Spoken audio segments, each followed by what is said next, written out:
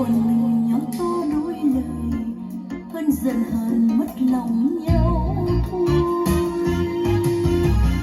Khi không anh lại kiếm chuyện lìa nhau, hay là anh quên người khác sang giàu. Nghe lời em mới tin trao, kỷ niệm khó quên đêm nào, thương nhau rồi anh đành dù sao.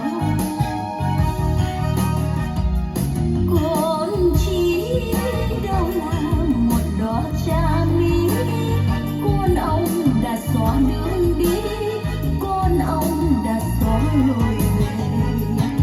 Nào hãy yêu người, người nỡ đổi thay, yêu người, người cười đắng cay, yêu người nông nỗi như vậy.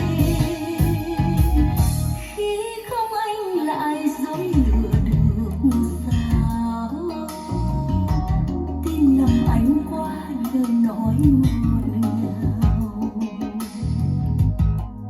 Bây giờ tình đã bay cao, một lần xót xa tuôn trào, tôi xin thề không còn lần sau.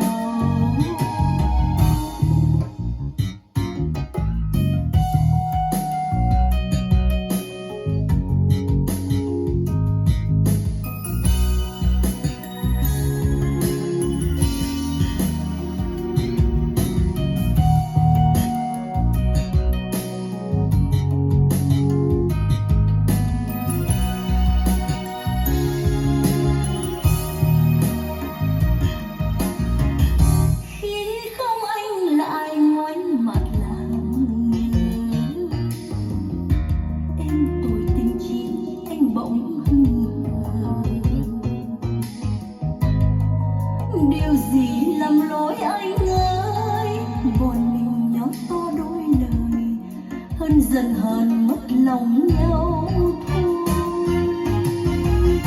Khi không anh lại kiếm chuyện lìa nhau, hay là anh quên người khác sang giàu. Nghe lời em mới tin trao, kỷ niệm khó quên đêm nào, thương nhau rồi anh đành dù sao. Còn chỉ đâu là một đóa cha mỹ, con ông đã xóa đường đi, con ông đã xóa lối về. Nào hãy yêu người, người nỡ đổi thay, yêu người, người cười đắng cay, yêu người nông nỗi như vậy. Khi không anh lại dối lừa được sao, tin làm anh qua lời nói ngọt ngào. Bây giờ tình đã bay cao, một lần xót xa tuôn trào, tôi xin thề không còn lần sau. Bây giờ tình đã bay cao, một lần xót xa tuôn trào, tôi xin thề không còn lần sau.